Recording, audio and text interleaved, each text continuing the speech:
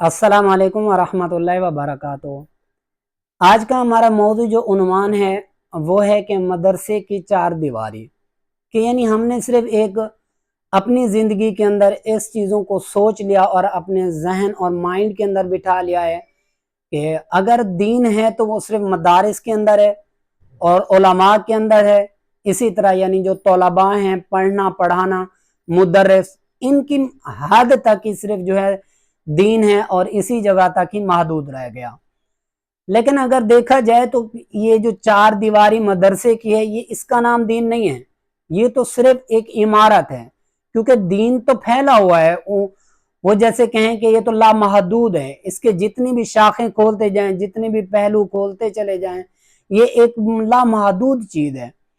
लेकिन हमने सिर्फ और सिर्फ इन दीन के तबके को सिर्फ उलमा और मौलवी हजरात और कारी हजरात के साथ जोड़ दिया कि अगर कोई मदरसा है यही दीन है, अगर कोई मस्जिद है यही दीन है, अगर कोई मुदर्रिस पढ़ा रहा है यही दीन है।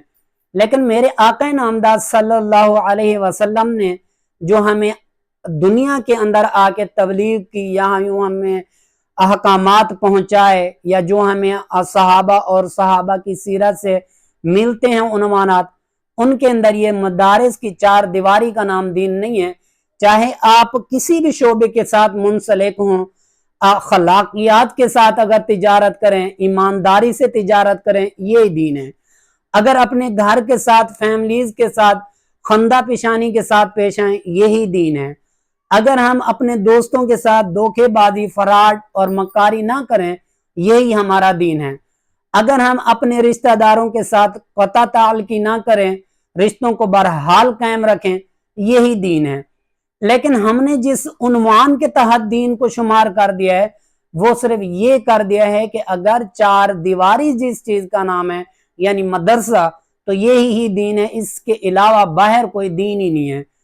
लेकिन मेरी हर चीज के अंदर यही आप लोगों से गुजारिश और रिक्वेस्ट है कि अगर दीन को फॉलो करना है तो आका नामदार सल्लल्लाहु अलैहि वसल्लम की सीरत को फॉलो करें।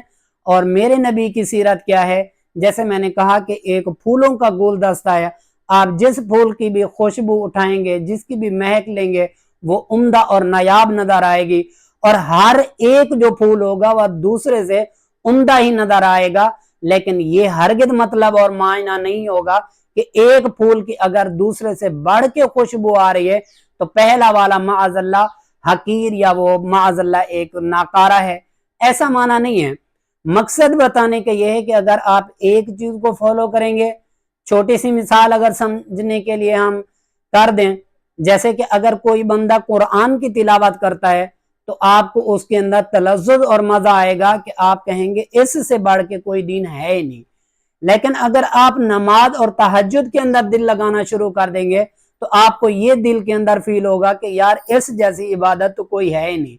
लेकिन अगर आप लोगों के साथ अखलाक और खंदा पेशानी से पेश आएंगे, जैसे मैंने पहले भी अर्ज की कि माल, तिजारत, इसी तरह आप दोस्त और रिश्तेदार, इन सब के साथ अगर आप एक दीन की हैसियत से मिलजुल के रहेंगे तो तब आपको पता चलेगा कि दीन इसके अलावा कोई और है ही नहीं। तो अल्लाह रब्बुल इज़्ज़त हमें इनको समझने, सुनने और इस पर अमल करने की तौफीक अता फरमाए। जज़ाकल्लाह।